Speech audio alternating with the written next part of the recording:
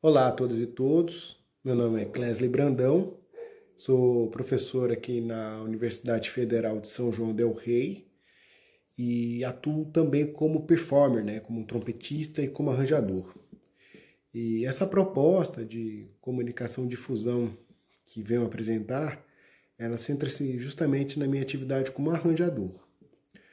O arranjo é algo que permeia minhas atividades ao longo dos últimos 15 anos, pelo menos, né?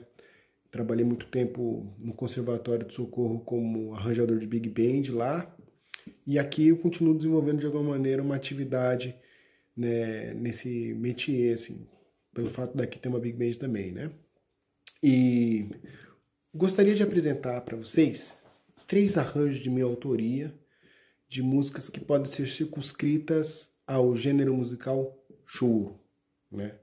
Mas antes de falar propriamente dessa proposta dessa comunicação e difusão, eu gostaria de comentar um pouco sobre a minha proposta do meu doutorado, na realidade, né, da minha tese, que eu defendi em 2024, que é justamente a partir do arranjo mesmo, né? Eu propus o arranjo como uma ferramenta de intervenção pedagógica, né, voltada para o ensino da prática de música instrumental brasileira, né? Para o meu doutorado, eu propus como recorte um gênero musical de representatividade, assim, né, cada qual em uma região do país, né, do Brasil. Então, região norte eu trabalhei com carimbó, região sul milonga, centro-oeste eu trabalhei com rasqueado cuiabano, do sudeste eu peguei o jongo e do nordeste eu peguei maracatu. E a proposta era apresentar esses gêneros musicais, né, um arranjo para cada um desses gêneros, né, em aulas práticas, em que a gente trabalhava o gênero musical da sua forma mais próxima possível, assim, dentro da instrumentação presente em sala, né, fazer as adaptações daquilo que seria as estruturas sonoras em seus respectivos contextos, né, e também ao meio do arranjo apareciam situações musicais de outras complexidades, né? Uso de hemíolas, uso de polirritmias, reharmonizações. Isso foi bastante, né, trabalhado, porque a ideia era justamente apresentar, para além dos elementos basilares dos gêneros trabalhados, possibilidades musicais, né, que extrapolavam os próprios gêneros. E essa é uma prática que eu venho desenvolvendo ao longo dessa minha atividade como arranjador, né, já há bastante tempo, com muita influência, né, do Hermeto Pascoal, da forma como o Hermeto Pascoal propunha o seu trabalho à época didático, né, no que denominou-se como Escola Jabur, né. E então, né, nesse sentido, o Hermeto Pascoal desenvolveu uma abordagem que eles chamavam eles, né, no caso, tanto o Hermeto quanto aqueles que outrora eram seus alunos e viraram professores em instituições, né, no caso do André Marques, que foi meu professor em Tatuí, o Tiberê, que foi, né, teve a Orquestra Família, que desenvolveu o trabalho pedagógico a partir dessa estética que eles denominam de música universal, o João Vino, que foi para os Estados Unidos, enfim, né. Eles denominavam, então, essa coisa de inversão do som, né, inversões do som, melhor dizendo, que eram 3. E isso não está circunscrito à ideia de inversão de acordes, é uma outra coisa.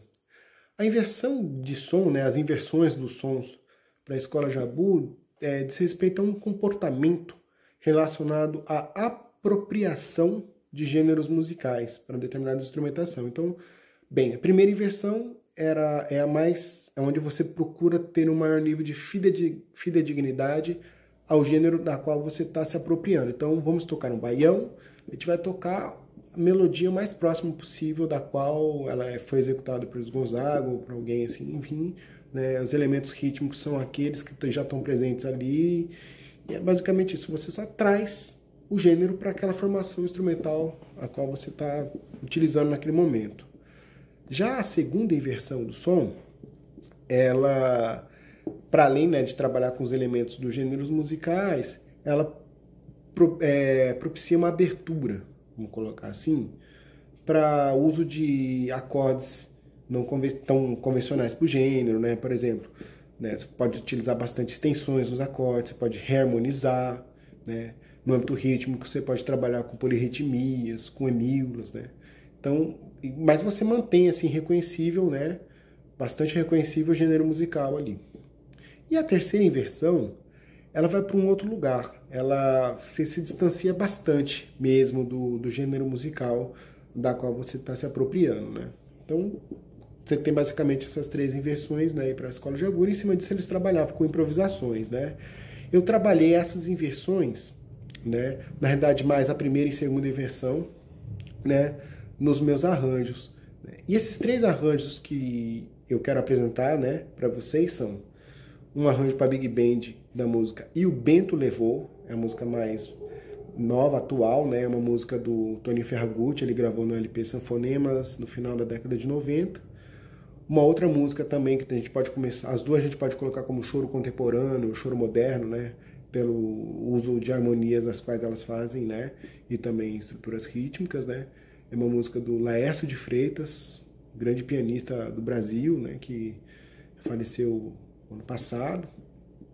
E o Laércio de Freitas gravou um disco na década de 80 chamado São Paulo no Balanço do Choro, né, ao nosso amigo Esmê.